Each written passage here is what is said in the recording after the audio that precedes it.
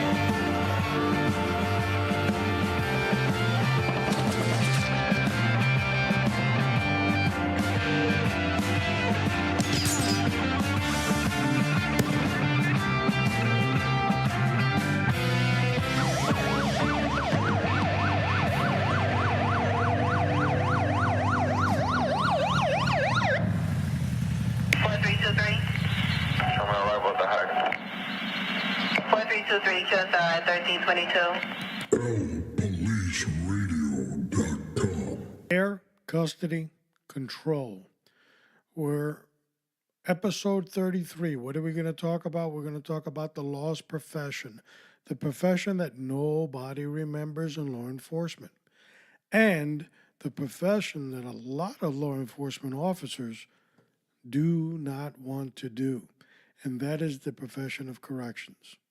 The care, custody, and control aspect. You bring them in, corrections processes, and keeps them for an undefined time as determined by the court system.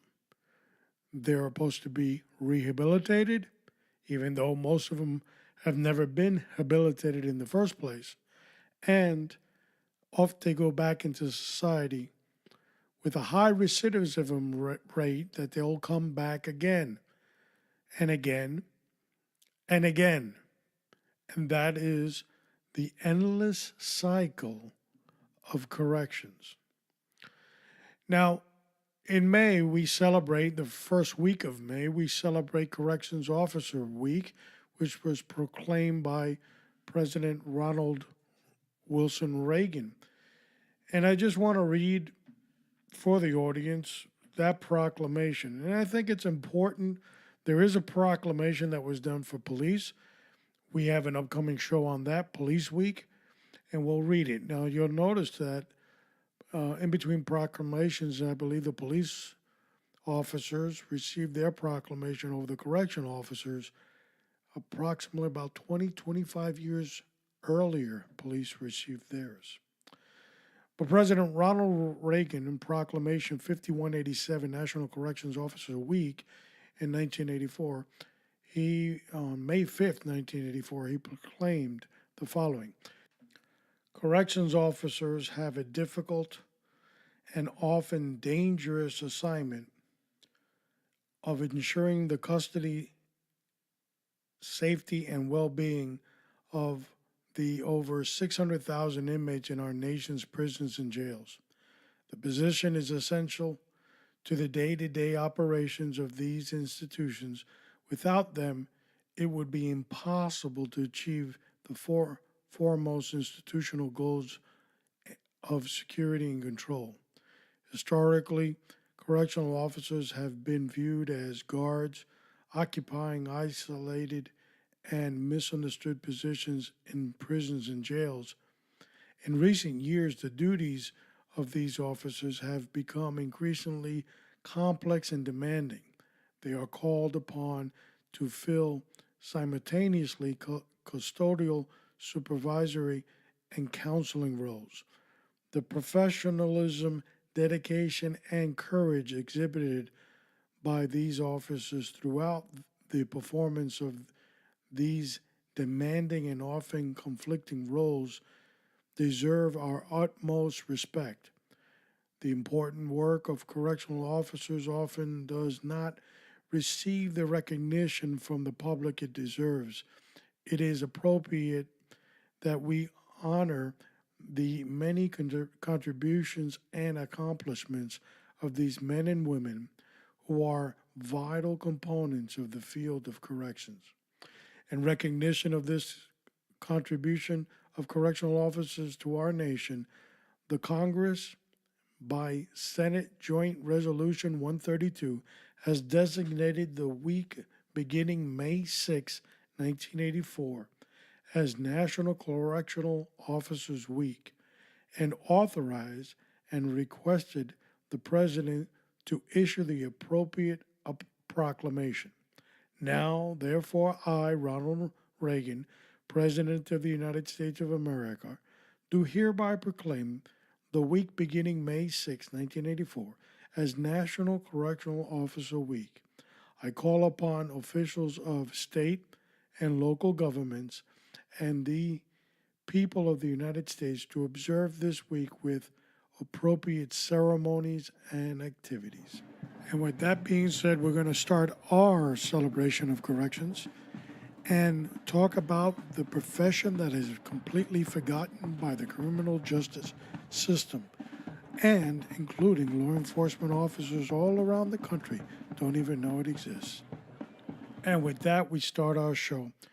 But like always, before we start our show, we wanted to start off with the LPolice Radio Countdown.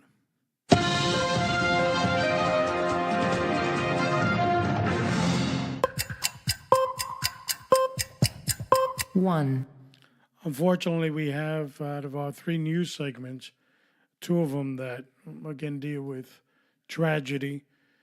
And that's the issue with this profession in law enforcement, whether it's police and corrections. It does have a lot of tragedy that is associated with it, unfortunately. Pennsylvania detective dies during physical training exercise. Newcastle, Pennsylvania, Detective Sergeant Brian S. Corsino, 44, has been with the Newcastle Police Department since 2001. The physical training was required for officers serving in its special response team. He suffered an apparent heart attack, according to the Newcastle News. Corsino had worked as a patrol officer for about 10 years before being promoted to detective in the Criminal Investigation Division. He was the department's lead homicide investigator and did establish himself as an expert in that field. It's, rest in peace, and we hope that the Lord comforts his family. Always tragedy, always difficult to report tragedy. 2. This next story is just completely horrifying, and it is. There's no words. I mean, how do you go back to the family members of these officers and deputies and tell their loved ones that they passed during their tour of duty and the circumstances of their death? But this one is a heartbreaker, as all of them are, but this one especially. 2 Florida deputies killed in an apparent ambush at a restaurant. Suspect dead. And it goes on that two sheriff's deputies were shot and killed Thursday in a restaurant in Trenton, Florida, in what appeared to be an ambush, officials said. The shooting occurred at 3 p.m. at the Ace China restaurant when a man walked past a window and shot both through the glass, the Alachua County Sheriff's Office said in a statement made on behalf of the Glencrest County Sheriff's Office. As fellow deputies responded to the scene, they found the shooter deceased outside the business, the statement read. The 2 deputies, and sadly enough, are Sergeant Noel Ramirez, 30, and Deputy Sheriff Taylor Lindsay, 25. There is nothing that you can say to this story. A raving maniac for whatever political agenda that he had. And it's rampant here in Florida. It's rampant. Apparently, he came out that day, hunted down. He probably stalked these guys, kind of knew their routine.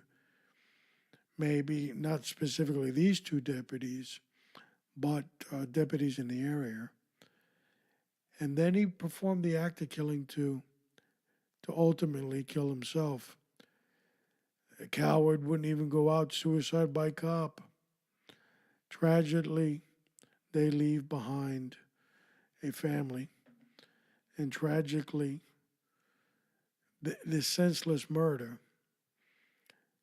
can never be explained to their loved ones. Never. Not in 100 years. May the Lord bless both of them and their families. Tough one. But we'll come up with a good storyline. 3, All right, a little bit of good news. Always got to have some good news in these segments. Cop saves boy choking on popcorn at police graduation. And it goes on to say the quick action by a medically trained NYPD detective saved the life of a baby boy who got popcorn stuck in his throat Wednesday at a police academy graduation ceremony. Detective Mark Rubin, 42, was sitting in the upper rear section of the theater at Madison Square Garden at about 11:30 a.m. when he heard a woman yell, "Help, please." The baby was limp in her arms and his lips were blue. Rubin said. Rubin, a paramedic for 20 years, ran down an aisle to the mom's side. The boy's father, newly minted Officer Leonardo Escorcia, was on the theater main level with the rest of his graduation class when he heard from his wife that their 1-year-old son Daniel was choking. I started running towards her. By the time I got there, I saw Detective Rubin. He had my son on his shoulders. Escorcia said, "My son seemed like he was not himself. He was pale. He kept passing out by the time I got there." And Rubin said he performed CPR and quickly got the little boy to cough up the popcorn. Daniel was soon breathing normally.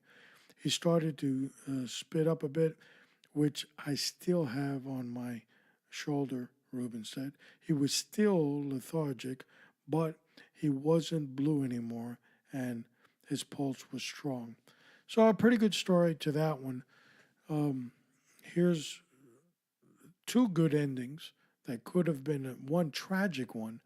Father was getting sworn in as a newly appointed police officer, and the child, 1 year old, was dying, choking. And thank God, God has the right people at the right place at the right time, and they got to save him. So two good endings to that story.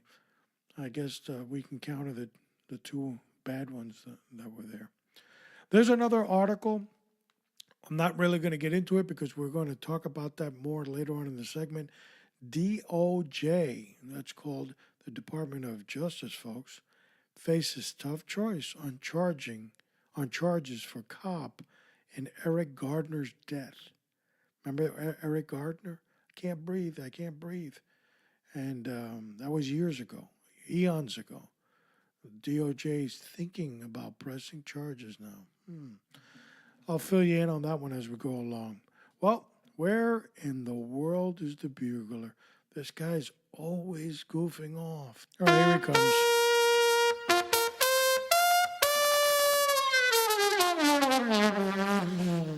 Go practice.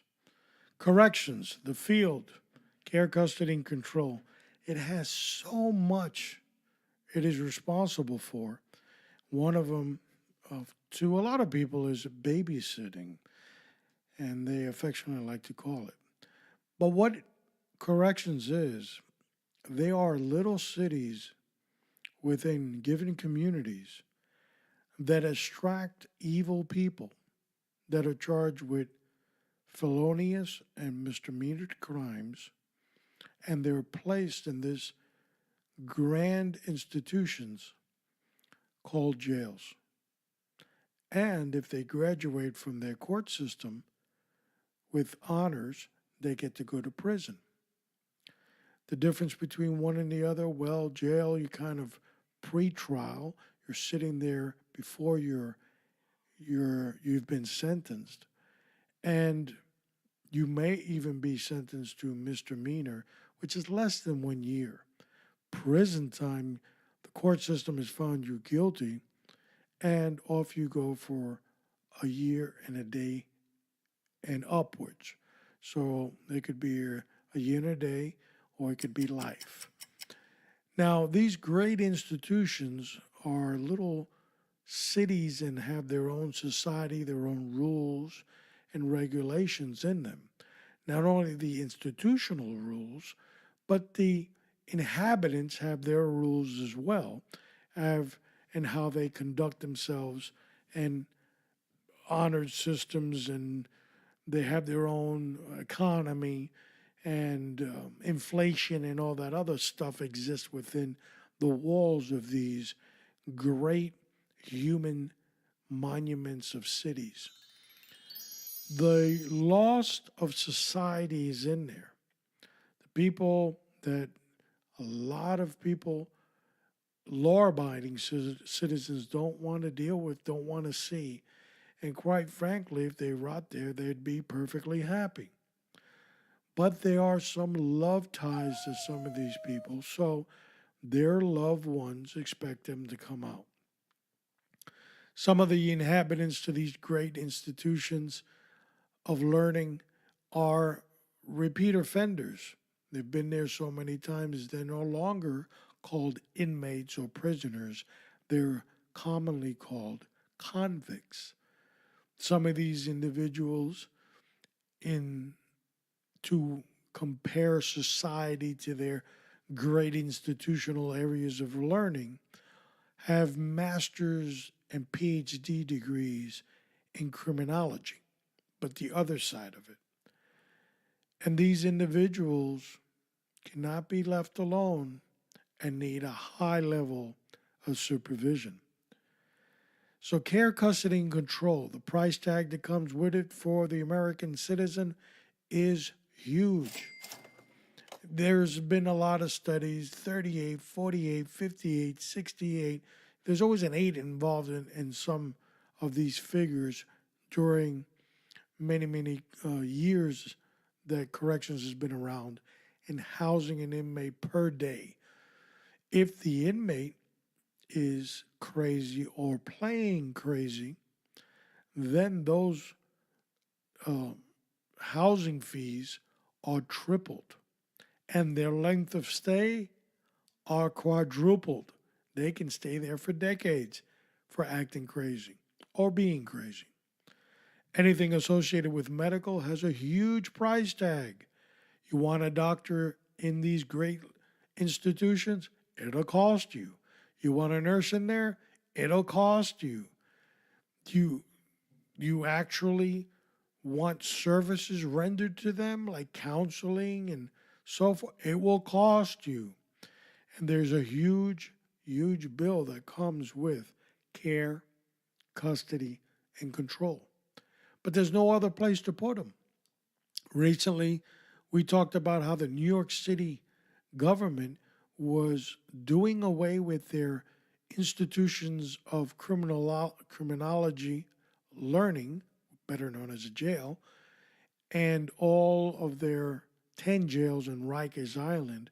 They'll be closing them down systematically and building little community jails all around the city that are going to interact with the community. For example, the layer or the lower level of this institution will be for the ordinary law-abiding citizens. It'll be a gathering place, maybe a park, maybe a gallery of art where people can gather and enjoy life, while the inhabitants of the criminal institution would be housed on the upper floors, but not necessarily behind bars, more open settings with windows and, of course, open roof areas so they can catch fresh air. No need for any bars in this wonderful world of Mayor Big Bird in New York City. No, the inmates can be free, roaming as they were born on the earth, running around, enjoying their time as they regret the criminal acts that they've done, to be set free as a bird and then become a law abiding citizen, all of a sudden enjoying the gallery of art that's below the institution.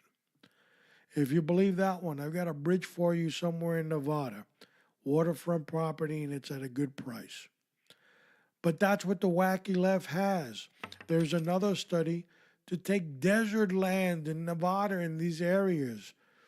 And instead of having bars and buildings, well, they can enjoy their stay mandated by the state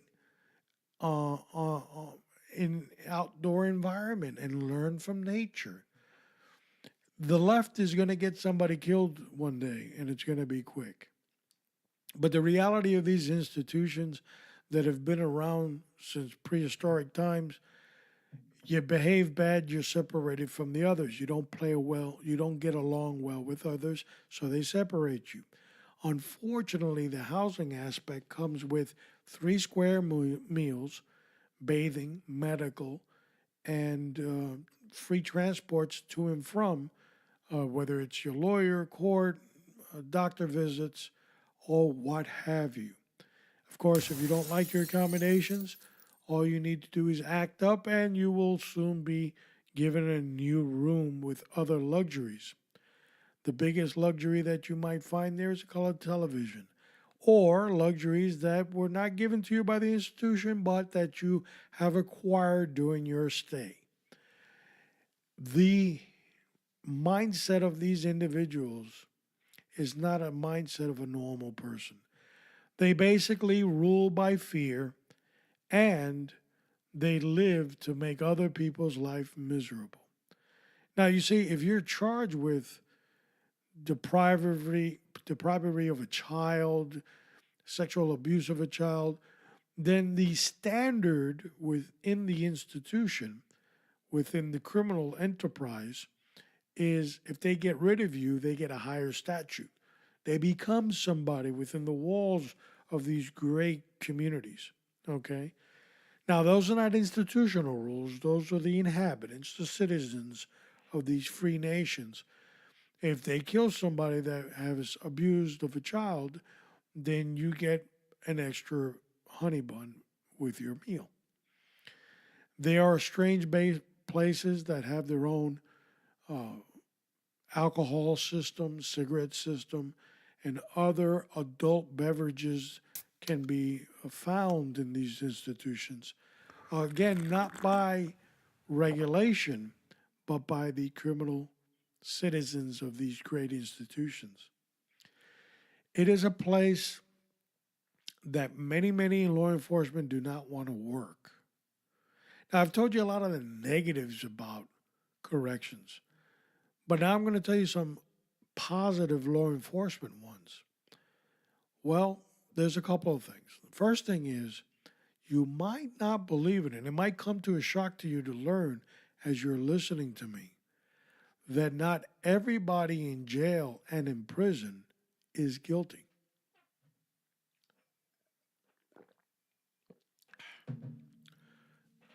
Drinking water, folks, not coffee, water. And some of the people in these institutions are actually there by error. Of course, the institution's going to regard them as a prisoner or an inmate, and they really don't care if they're innocent, but they might be exonerated during their stay. And we've seen a lot of that through DNA evidence where people were charged and they did multiple years only to determine that the DNA evidence that during the time of the commission of their crime was not around. It was later applied to their specific cases and they were found innocent and released with tremendous apologies. So not everybody in prison we know are guilty, and in jails they're not guilty, but they are there because of an arrest.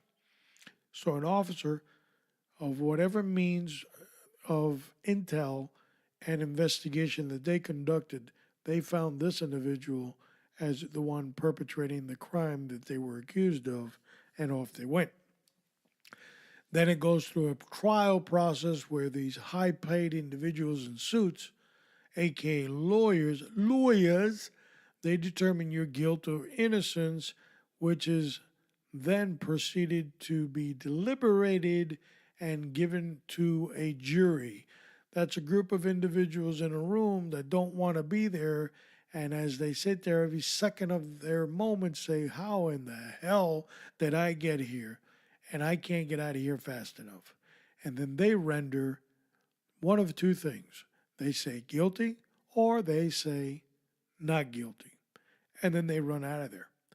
So our institution of criminology is falling apart. They are run through the ground. They are beat to the ground. These structures are falling apart. Keys don't work properly. And not to discuss the health issue in some of these prisons. Of course, those that are high administrative rank that might be listening to this podcast will say, well, I don't know what you're talking about because not my institution. No, there are some idiots out there that actually believe that their institutions do not have rats and roaches. But I can tell you they're there. And whenever you jam pack individuals in rooms that probably only are to fit 1, 2, 15, and you jam it in there with 3, 4, 22, 34 hike, you'll notice there's going to be a strange aroma in there. Sometimes they call that toe jammer because those smelly little feet. And you also know what gives a real bad odor every now and then that comes out from the backside of individuals. So these places are atrocious when it comes to health. No wonder they got to go to medical. And there is no room service. There's no cleaning crew that show up. No, these guys that live there have to do all this stuff themselves. In some institutions, they actually cook for themselves, clean for themselves, and launder for themselves. But it all comes at a price. Correction agencies are being hit with incredible bills on services that they need. For example, an expansion of a jail can cost millions. An actual building of a jail from ground up can cost more than a baseball or football stadium. That's how big it is. And in some institutions or jurisdictions, the cost is the same as a football and a baseball stadium. Case in point, Los Angeles, where they're building 2 jails, and the price tag, according to the Los Angeles Times, $3 billion. But the Times says at the end, by the time they complete these 2 jails, the price tag will probably end up being 5 to 7 billion. I get mixed up with these high numbers. I don't use them much, so I get mixed up with them. So, corrections, care, custody, control. Officers go to an academy. They receive between 3 and 6 months of academy training. They have absolutely no knowledge what they're about to get involved in. After their training and all their book smarts, off they go into the institution. The gate slams behind them and they say, what in the hell am I doing here? But it's too late to turn around, folks. If you're a female officer and it's your first day, you will start hearing strange growling that men do, whistling, calling you names such as sweetheart, honey, and all these other great acronyms that they come up with. You will be the product of sexual harassment day in and day out. And the tolerant left, most of them that run these institutions, will do nothing for you. Sorry.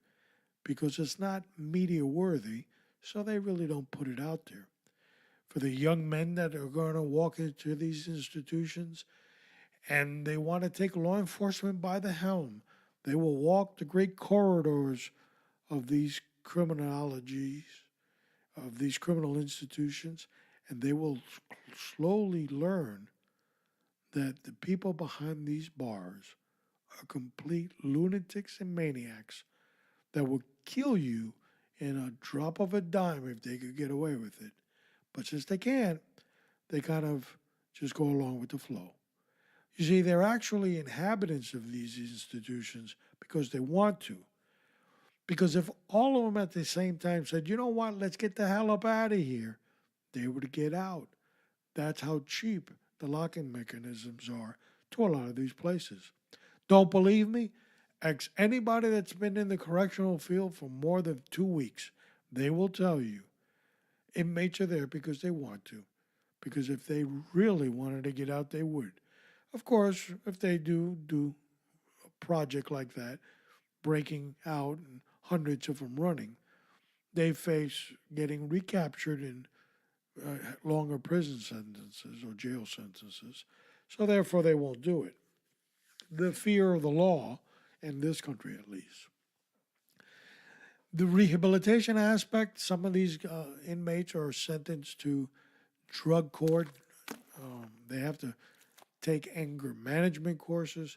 They have to take drug courses, alcohol anonymous courses. And if you ask anybody that's in this field, they'll tell you, yep, I remember the drug program that was at the institution.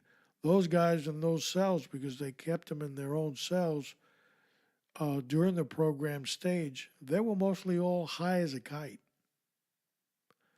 Yeah. But that's reality. They also have the ability to go to church.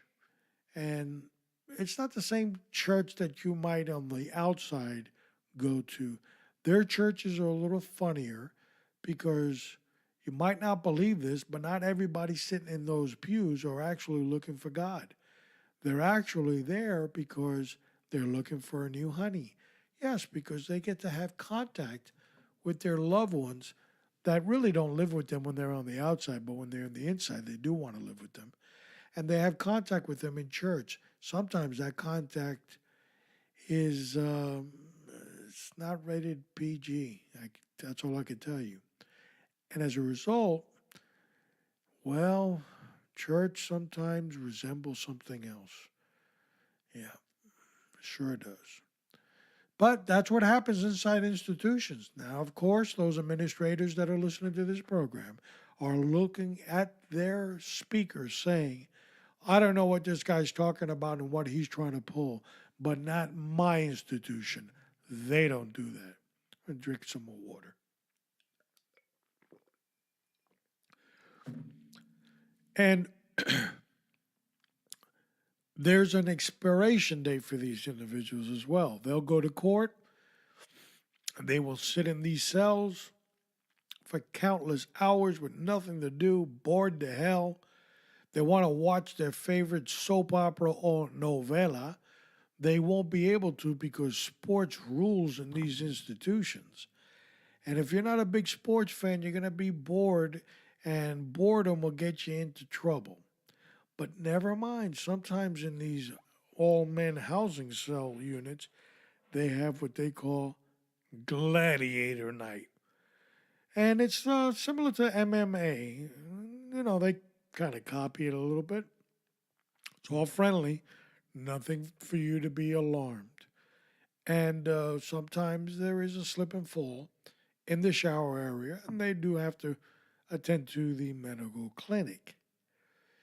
Some of our inhabitants that should be there roughly about 3 months, you want to say, from the time that the officer says, put your hands behind your back and carts them off to the time they either get found not guilty or they end up in prison. Should be about 3 months. But in actuality, the stay is a lot longer because we didn't know all these people were going to show up to the institution at the same time. So as a result, 3 months is now going to turn into like 9, maybe, give or take. But never mind, if you want to leave a little earlier or you want to get your accommodations done quicker, you can contact your attorney, which is called a public defender. If you don't have any money, or even if you do have money, it doesn't matter. They'll give you one anyway. And that guy will probably say, hey, you want to get out of here quick? Yeah, okay. I'm gonna make a deal. Yeah, that's right. So they make a deal like the game show, and that's called a plea. And you can get out a little bit faster. But if you're all plead out because you've done this multiple times since you've been there, you might be staying a little longer. So corrections is that place where the institution can never say no. See, in some other governmental buildings, if you act up, they can refuse you entry because you've acted up before and you've been given trespass warning, so we won't want you here. So as a result, we tell you no. But unfortunately, the corrections aspect, they can't do that. It's a system that can't say no. They have to take you, whether they like it or not, whether you're good or bad. Now, everybody knows that the tough guy that pulled that big armed robbery out in the street, when he gets in these four walls of these institutions, they cry like children. And they ask for their mommies. Well, their mommy. And how do I know? Well, let's just say I've seen it before. Sad, sad sight, my friends. But that's corrections. Getting worse and worse and worse. A lot of correctional institutions are not run by sworn personnel. They're run by civilian personnel. Sometimes they give them a fancy title called warden. They know really nothing about the uniform aspect or even the understanding of what the hell does it mean to be sworn anyway. Well, sworn is that you take an oath that you will not give or divulge any secret information within the confines of the institution or within the aspect of your profession that can affect the security of the institution and other aspects of the department. Well, civilians, we don't do that. We don't have to raise our hand. I'm not going to tell anybody. Don't worry about me. And it's an epidemic. If you don't believe me, folks, just look at the area where you live in and punch in your local police department and look at the leadership on their website. And you will probably see a lot of people in uniforms with these shiny emblem things on their chest, which are called badges. Then I want you to go to your local fire department, and I want you to do the same thing. Pull that page up and look up leadership, and you will find some guys and girls with some uniforms and funny little hats, and they are called firefighters. And then I want you to go to your local correctional institution. And I want you to pull up that leadership page on that website. And you're going to go, is this a nightclub? They don't got uniforms. And then you'll discover what I'm talking about. The wacky left, they have eroded law enforcement almost to zero in some of these criminal institutions known as correctional facilities. They've been set down to the level of nursing homes and babysitting parlors. There is no intelligence gathering, very little if any.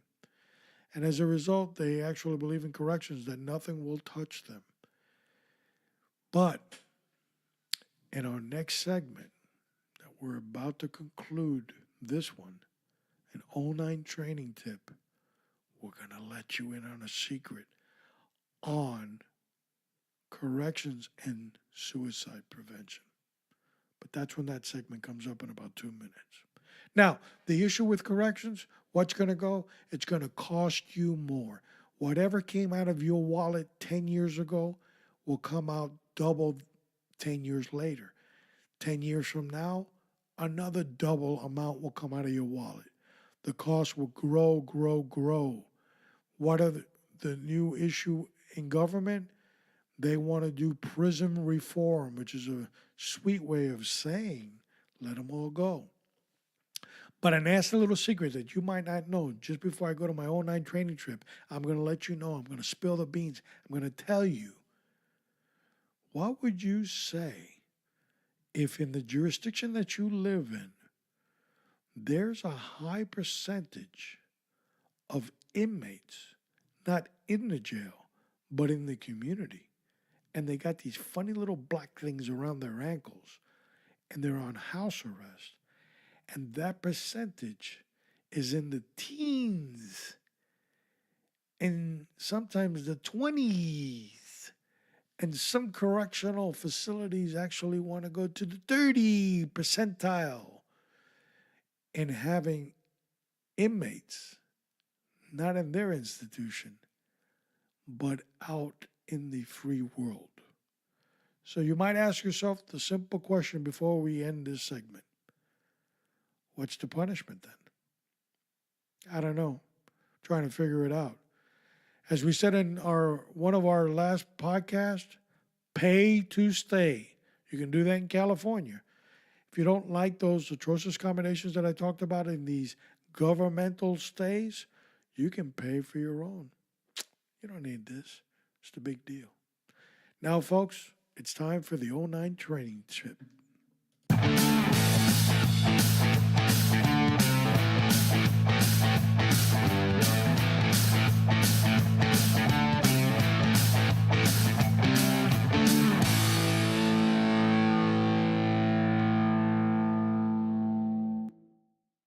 Care, custody, and control. Every institution should have that.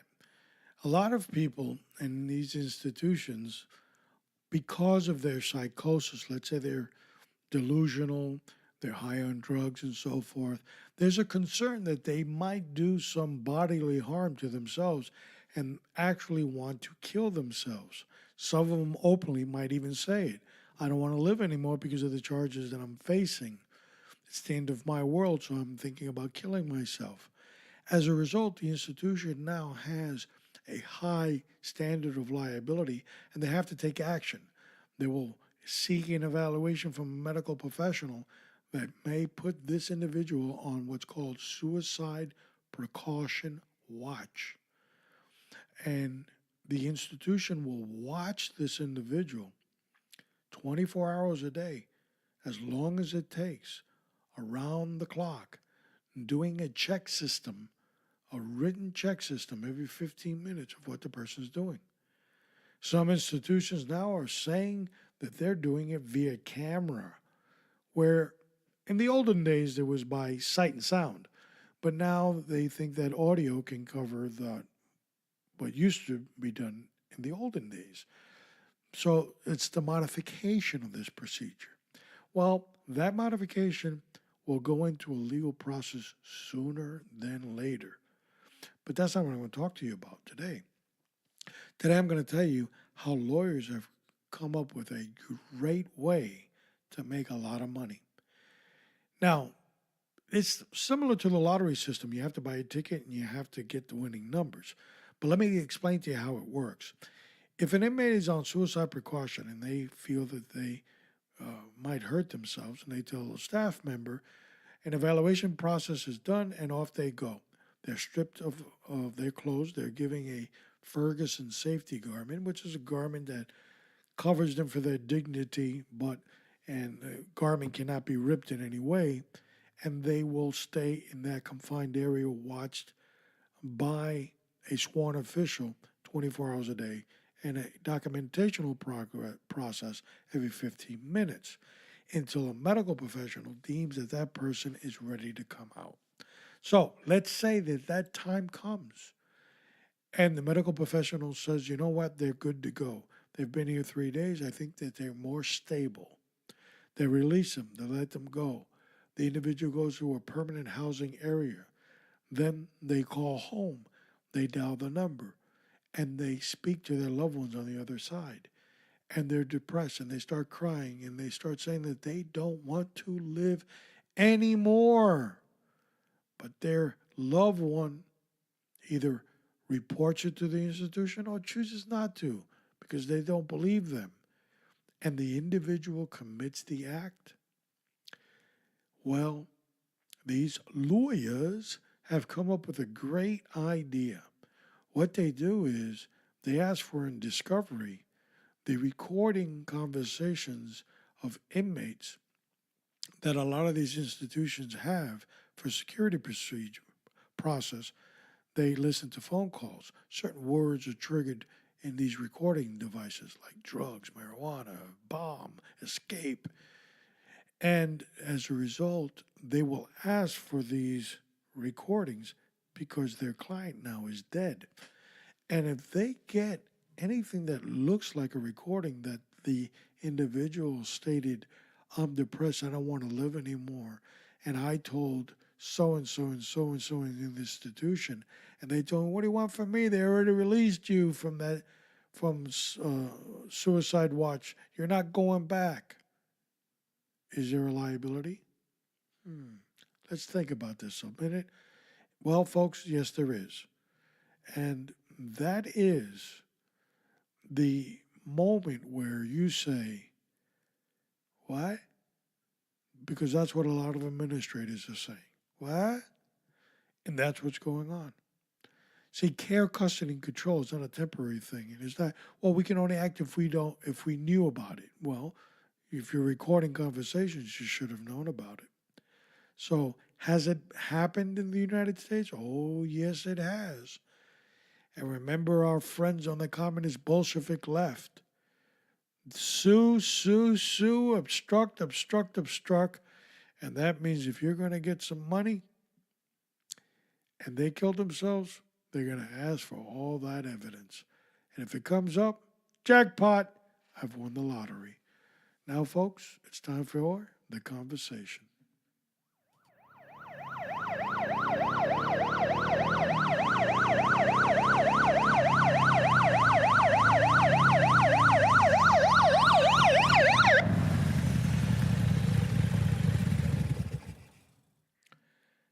A soft answer turns away wrath, but a harsh word stirs up anger. You know, we're talking about the corrections profession and the care, custody, and control. And they're really in an institution like any institution in America. There is no soft answers. There's a lot of harshness because the community is harsh. But God here tells us that a soft answer turns away wrath, but harsh words build up anger. If you live every day under this philosophy, you would live a stress-free life. Being angry at everything and yelling and screaming and carrying on at everything will bring frustration. We all have done it. I know I have. But at the end, all I got was bitterness and heartache out of whatever episode I had. But when you talk softly, it's a position of strength, not of weakness. It basically tells the other person that you have a position and you are going to fulfill your position and your right in that position, period. Nothing to get upset about. Nothing to rise to the level of your voice has to be higher than the other person. No. Softly. Because in that soft, tender hearted speech, God moves. Erase all that stress from your life, all that frustration from your life. I know what you might be thinking. Oh, yeah, I'm going to go to work and I'm going to tell the bad guy, please, please. That's not what I'm saying. What I'm saying is, without anger, without bitterness, you can accomplish much more. The saying, you can capture more with honey than you can with vinegar. Then why go out constantly trying to bring vinegar, gallons of vinegar with you to work, when you can make things happen through soft speech? Yes, Lord works in mysterious ways. Try it and see what happens.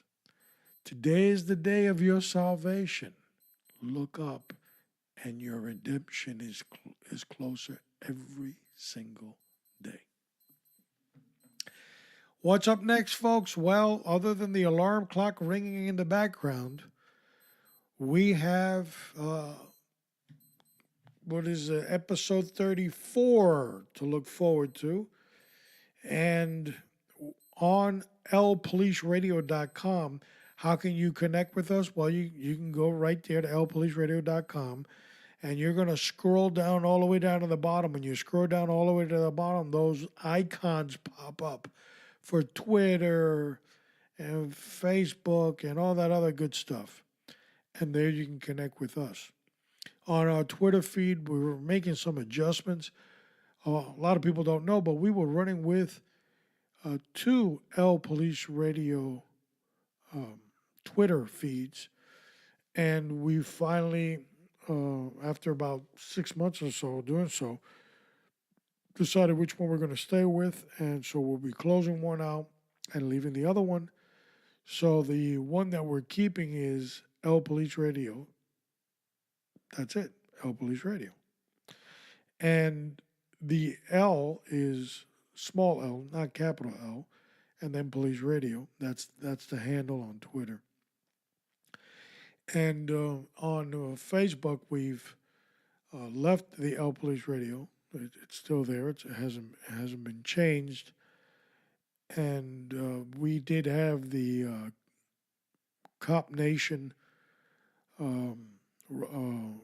Raider Nation. It was called Cop Raider Nation, a project that was there. We kind of started it, but we've kind of gone away from it. The analytics on Facebook weren't high enough to continue going that route, so we kind of abandoned that project as well. But anyway, LPoliceRadio.com, you can go to upcoming shows, and there you're going to see a list that goes on forever. And it tells you the shows that we are going to be broadcasting. So, episode number 34, May 10th, is the U.S. Marshal. We're going to talk about what they say is the oldest law enforcement profession in the country. And we'll find out if that's true or not, and a little bit about what their mission statement is and what they stand for. And then our list just keeps going. We run into Police Week, and Police Week is May 17th. We'll have our show, episode number 35, and that'll be about Police Week, which has a proclamation from John F. Kennedy. May 24th, episode number 36, The Police Car. We're going to talk about vehicles. May 31st, Park Police. Is there such a thing as a park police? June 7th, Flint. Liberalism is a mental disorder. And you can keep on going down the list and seeing all the other shows. But Flint, it's on Netflix. So your homework assignment, kids, as you're listening to me, plug into Netflix. If you don't have it, if you have a T-Mobile account and it's a family account, well, they paid for you, so it's free. If you don't have it, well, bum it off someone that does have it and look at the movie the documentary Flint, as in Flint, Michigan, Flint, and it's about crime. It's about the police department in Flint, Michigan, and how they've deteriorated and crime went up and so forth. And we're going to have a show on that specific subject because I watched it, and it's happening all over the country. It's not just happening in Flint, Michigan.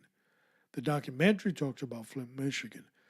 But what I see in that documentary is how the evil left is influencing law enforcement on decisions, how they're going to carry themselves, what they can and cannot have, and what the expectation is of that civilian government is not the same as the chief of police in these agencies. And as a result, there are crimes going through the roof in these communities. And you get to actually experience that in the documentary and listen to some of these hateful city commissioners, and you scratch your head in the middle of this documentary and say, is this for real? But not only do you say it, so do the police officers in Flint, Michigan. So we'll bring that one up to light. And as I said, on LPoliceRadio.com, on the upcoming show, you will have a calendar of shows that are coming up all the way up to September 13th. A lot going on, a lot of shows going on. Not too many guests. After our September 13th show, I will start having certain guests coming on, and some distinct panels will be coming on as well. And we'll talk about a lot of things. A lot of things. Somebody asked me, how do you come up with all these shows? I mean, don't you like run out of ideas? Everything is an idea. Policing deals with everything, every aspect of human life. I could have 10 gazillion, and everybody knows what's a gazillion. If you've been listening to the show, you know what a gazillion is. A gazillion is something that you can never reach, and a number from infinity and beyond. So I can come up with a gazillion shows because what doesn't a police officer deal with? What doesn't a corrections officer deal with? We can come up with those shows. LPoliceRadio.com. The list is there. You can look at it. Our panels after the 13th of September will start to emerge. We'll have a couple of guests on. And we're going to go back into the series. I don't know if you remember, we did the series towards the latter part of 2017. Our first series are going to be about weapons, and then we're going to take a little break and we're going to get back on weapons. We're going to look at knives, guns, training, firearms. Pretty much we're going to roll October, November, and December on weapons. So we're talking about guns a lot now. So I don't want you to get bored. Every once in a while I'll throw a monkey wrench at you. But that's what we're going to be doing in the latter part of September into the end of the year. There's always things to talk about, folks. And we really appreciate you taking the time to listen to our podcast. Recently, off our podcast feeder or provider, they sent a notice about advertising and all this other stuff. Would we consider it, yes or no? We finally said yes. We've given them an outlook for 30 minutes into the show. So when the show's an hour, we're looking at the 30th minute. There'll be a short little 30-second commercial on there. And we agreed to it. Now we're going to look at who those sponsors might be, and then we have to make the decision which one we will allow, if any. So don't be alarmed if all of a sudden there's a commercial in the middle of all this. Why? Because we're not doing this for money. God knows that. It is time consuming. There's a lot of work that goes on behind the scenes, and we're continuing to grow. Don't forget our brother broadcast, Leatherneck 7. We have slowed down over there on that side for a specific reason. Be patient. We'll start to roll some things out. Again, I haven't been saying it, but I will say it. Mike Sierra, he needs your continuous prayer. He's not here because he's challenged with other things. And I want you to know that he is a great part of what we are doing. So just remember, just because you don't hear him doesn't mean he's not here. And the Leatherneck 7 is going to be up and running real soon. So I've bored you enough, but I have a lot to talk to you about on Podcast 33 and beyond. It has been my pleasure and my honor to be your host on LPolice Radio. Alpha Mike signing out. Be good, be careful, be safe.